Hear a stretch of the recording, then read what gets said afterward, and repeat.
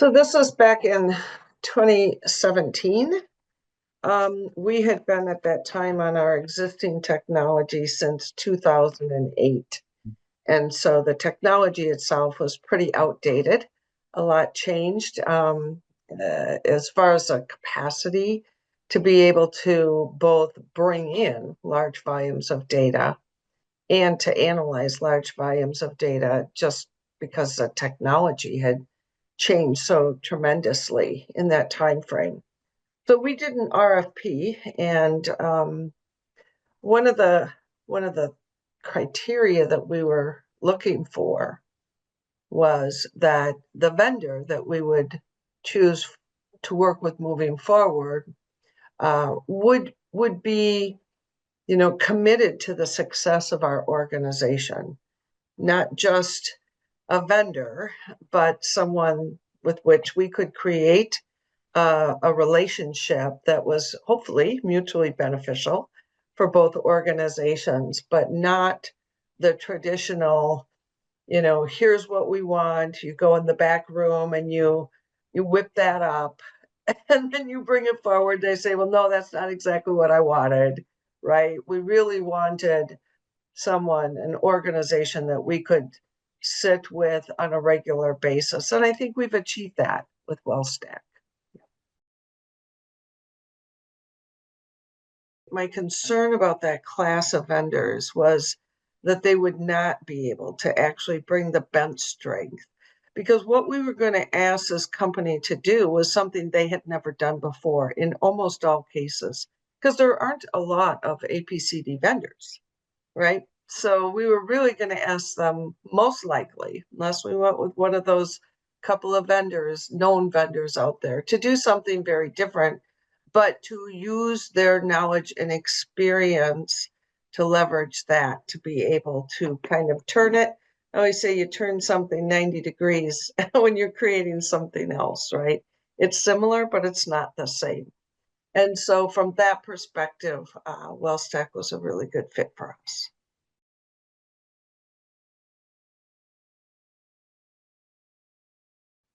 We tend to focus a lot on the technical capabilities.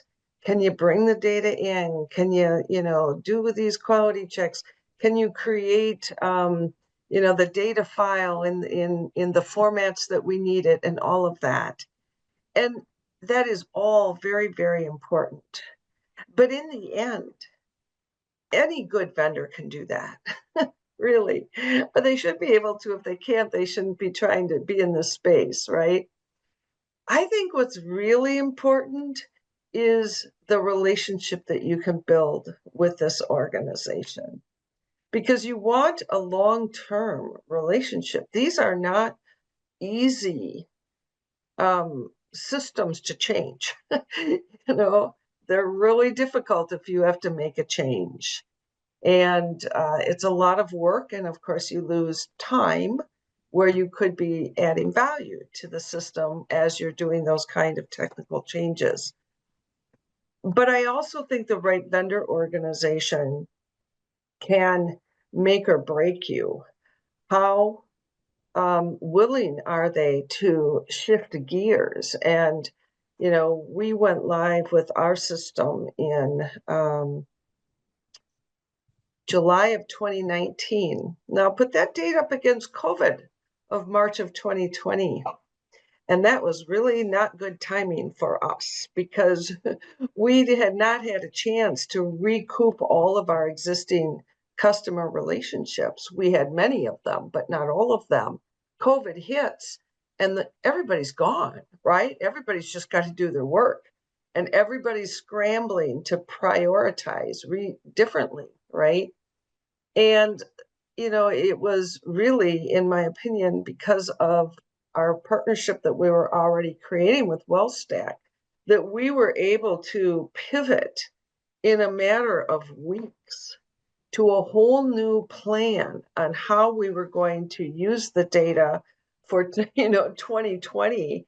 And we ended up doing some really cool reports for Medicaid as well as the other health plans, where we used the data to identify people who were at high risk for serious disease if they contracted COVID.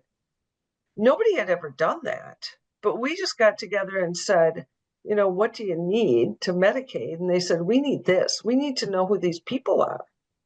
So we scrapped everything we had planned to do in the next couple of months and actually ended up rebuilding a whole set of metrics for the Department of Health.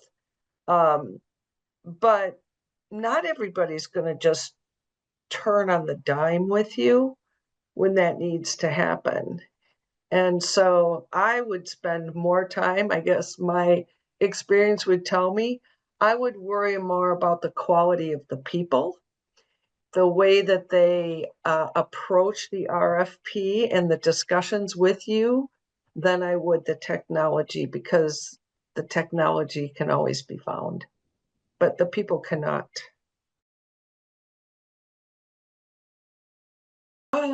Pay for itself. Well, it's obviously a big chunk of my budget, right? The technology is a big chunk. The other big piece of my budget is staff, right? And, we've been able to develop together enough unique products and services that, my budget is at least break even and better, a little better than break even. Now, I'm a not-for-profit organization, so that's a very different situation. I don't need to be making, lots and lots and lots of, profits, because I don't have shareholders. And what I do make above and beyond my expenses, I pour back into the company, right?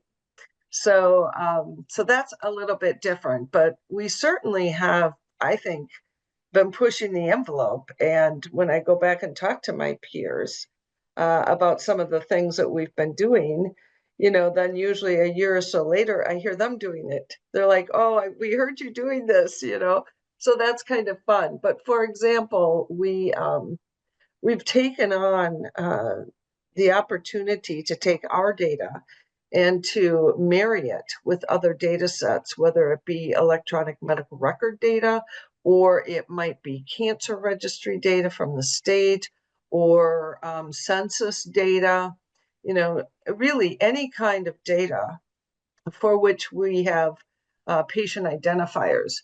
And we have two different technical approaches to how we can take our data and connect it to these other data sources, and then create a fully de-identified data set. And you can imagine, for organizations that are doing this, what it's doing is it's bringing a much more rounded picture of whatever it is they're looking at. Because an EHR, for example, has a lot of clinical data, but it doesn't have a lot of utilization and cost information, right? So if we can put those two things together, you're getting a much more complete picture of what's going on.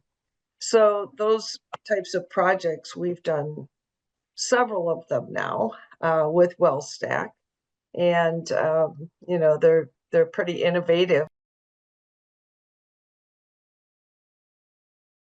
Yes, there's about 25 states that have all payer claims databases that are being utilized or in development right now. We were an early state to move into this environment.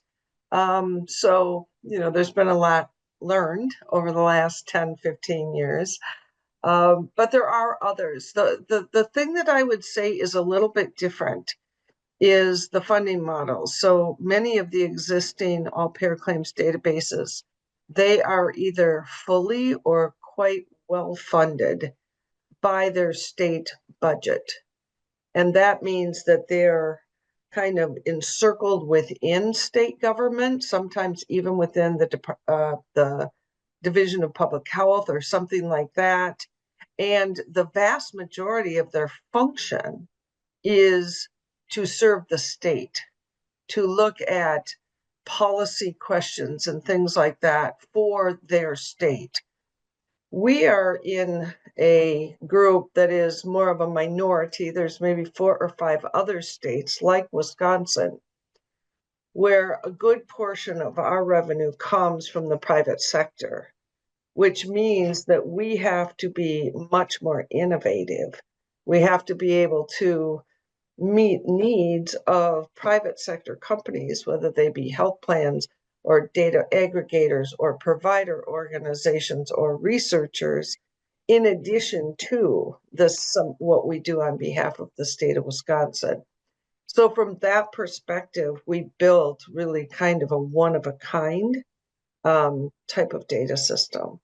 I think one of the biggest transitions in the APCD world is that it will become a little bit more private sector focused.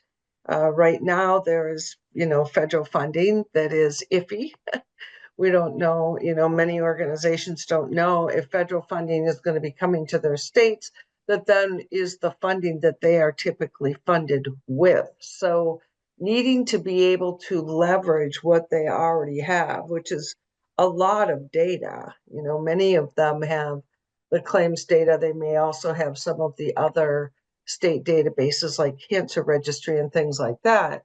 But being able to leverage those data to be able to advance improvements in health and the delivery of healthcare in their states in different ways beyond working with state agencies and state policymakers, I think is something I would strongly encourage them, because it doesn't hurt, right? And honestly, even state agencies are becoming more and more data savvy. Here in Wisconsin, the Department of Public Health has a technical innovation project that's been going on for some years. So, I think just the opportunity to really think about the future, not just what do I need right now, is important.